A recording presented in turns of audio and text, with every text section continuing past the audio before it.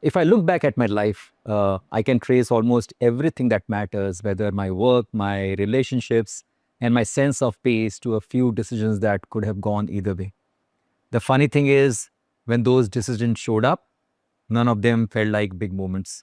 They just felt messy, uncomfortable, and full of uncertainty. But that's the thing about important choices, isn't it? They don't announce themselves loudly, they arrive very quietly, and your entire life rearranges itself based on whether you say yes or no. Now, I'm not sharing this as someone who's always made wise choices in life. I've made my share of impulsive choices, fearful choices, and even a few that looked smart but turned out completely wrong. But I've also made a handful that changed everything. And I'm quickly going to share a few of them. Each of those decisions and choices came with doubts and discomforts, but they shaped the person I became. And if I've learned anything in my life, it's that the quality of your life has very little to do with timing or the other people's opinions, and almost everything to do with the quality of your decisions. So when I decided to marry Vidhi in 2003, I was nowhere close to having life figured out. I was young, still stumbling through career choices, unsure of what the next 5 years might look like. But around her, things felt quieter. She had this calm, steady strength that did not demand attention but somehow held everything together for me. People told me I was rushing into it, that I should wait until I was more settled. But in my mind, I thought, what if the whole point of finding the right person is that you stop waiting for something or everything else to settle? Looking back, that decision changed my life in the most subtle ways. My wife Vidhi grounded me when I was restless. She encouraged me when I doubted myself and believed in me when I could not see my own potential. That one choice taught me that the best decisions are not always logical. Sometimes they're about alignment, about choosing people and paths that bring you peace instead of chaos. Just a couple of years before I got married, another decision that changed me just as much was when I moved to Mumbai. I'd grown up in a small and slow town in Rajasthan, and Mumbai was everything that it wasn't. Mumbai was loud, it was fast, and it was demanding. But something in me knew that if I stayed comfortable in a small place, I would stay the same.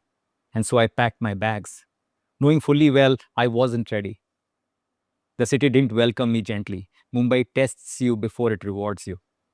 It taught me that dreams are very common, and no one owes you anything. I learned to work hard and keep going even when things felt pointless. But I also learned empathy in the city. You can't walk through Mumbai every day and not be changed by the sheer willpower of people show up despite their struggles. That move didn't just teach me how to work, but also how to care. And then came the hardest decision of my life I've ever made, which was quitting my job in 2011. On paper, I was doing really fine. I had a stable income, a defined path, a respectable title. But I also had a inner voice in my head that kept saying, is this it? I was learning a lot about numbers, Excels, and markets, but very little about myself. And one day, I realized that if I did not take a leap, I would spend the rest of my life wondering what would have happened if I had. And so I left. There was no backup plan. There was no promise of success, just this odd conviction that I wanted to build something of my own. So starting Safal Niveshak in 2011 was both terrifying and liberating. In the early days, it was just me, my laptop, and endless amount of doubt. I remember the first few months vividly. There was no traffic on the website, no money coming in, and plenty of well-meaning people asking me if I was really sure about what I was doing. I wasn't. But something in me felt alive again. One reader turned into 10, 10 into 100, and slowly a small community started forming. It wasn't exponential growth by any means. It was slow, steady, and organic growth, just like compounding is supposed to be. Now, none of those choices would have meant much without one principle I set early on, which is integrity.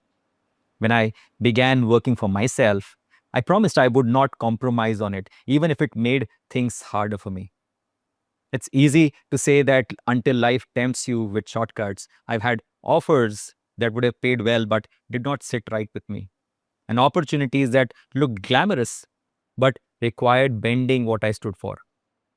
I said no to them because I've learned that peace of mind is a luxury you can't buy back once it's gone. And integrity doesn't show up in your income statement, you feel it in your sleep. And with time, it builds the only kind of wealth that truly lasts, which is trust. I've lost a few opportunities along the way because of that stance, but I gained something rarer, which is the ability to look in the mirror and not negotiate with myself. Now, of course, it's tempting to look back now and pretend this was all part of some grand, well thought out plan, but it wasn't. Every decision I took, just talked about, came with uncertainty, hesitation, and a fair bit of fear. I made plenty of mistakes too. Some have been costly, some have been embarrassing, some that still make me cringe. But even the wrong calls taught me something about myself. That's the thing about trying to live honestly. You don't escape mistakes, you just make better ones. And somewhere along the way, you realize that quality decisions are not perfect ones. They are the ones that line up your values and your actions, even when you are scared to make them. And here's the part I didn't understand for a long time. And it's that even the best decisions need a lot of good luck. I can't pretend I'm here only because of my choices and decisions. I was lucky to meet Vidhi when I did. I was lucky that Mumbai, in its own chaotic way, made room for me. I was lucky that people around found and resonated with my writing when they could have easily scrolled past. We like to tell neat stories, clean stories that make success sound deliberate, but luck always has its quiet fingerprints on the outcome. And the older I get, the more I respect that. Luck keeps you humble when things go well and keeps you hopeful when they don't.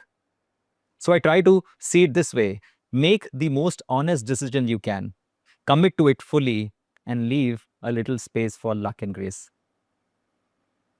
If this kind of reflection speaks to you, if you're trying to make sense of your own decisions and choices in life and build a life that feels truly yours, I hope you will share your love with me by subscribing to the channel. I talk about investing, not just in money, but in meaning. Art about making decisions, not just for success, but for peace. There's no jargon here, there's no hype here. Just honest conversations about the inner game of living and investing. If that sounds something you want more of in your week, please subscribe and stay around. Let's figure this out together, one honest conversation, one honest choice at a time. I wish you and your family a very happy Diwali and a prosperous New Year. Thank you so much.